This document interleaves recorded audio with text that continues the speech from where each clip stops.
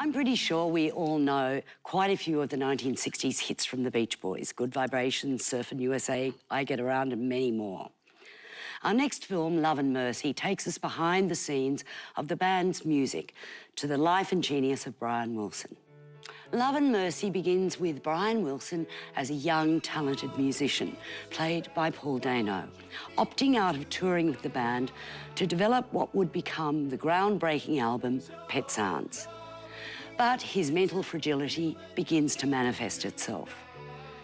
Wilson's days as a young singer on the road to fame are intercut with his experiences as a middle-aged man dealing with mental illness, played by John Cusack. His tentative relationship with Cadillac saleswoman Melinda, played by Elizabeth Banks, leads to tension with his psychiatrist, Dr. Landy, Paul Giamatti, as Melinda becomes concerned about the control the doctor seems to have over every aspect of Wilson's life. It's my job to approve anyone that Brian is spending time with. I hear voices. I just didn't tell you because I didn't want to scare you away.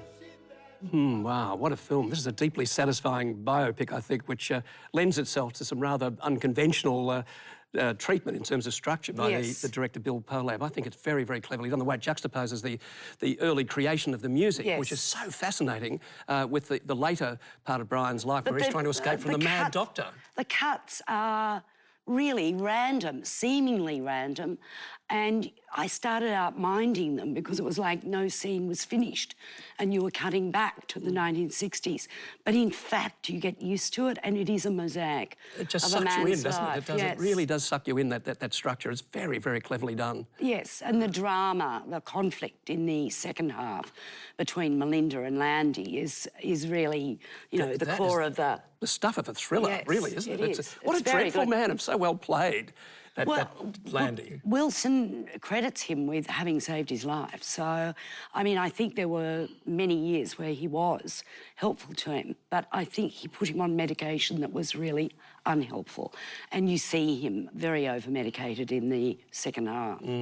But I love the fragility of this young man and the tensions around him and the way he reacts to, you know, criticism of where the band's going, because he's a, you know, really a very precocious musician. But he keeps going, regardless of any criticism. Nothing is going to sort of puncture that Brian Wilson bubble. No. And I think the film's very clever, the way it uses our familiarity with the music to enliven the almost endless scenes at times of the creation of the music, the endless over-dubbing, the funny, often very funny comic chats to the musicians, the viola players, and, you know, and the band. The rest of the band are out there smoking dope and, you know, talking to the chicks, but Brian's in there with this, getting everything ready, and it's our familiarity. Intense personality. Isn't it? Yes.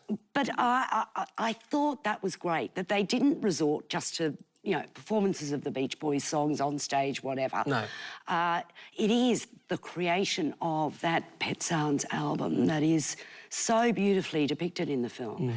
What score would you give it? I'm giving it 4.5. I loved this film. So did I. I'm giving it 4.5 too.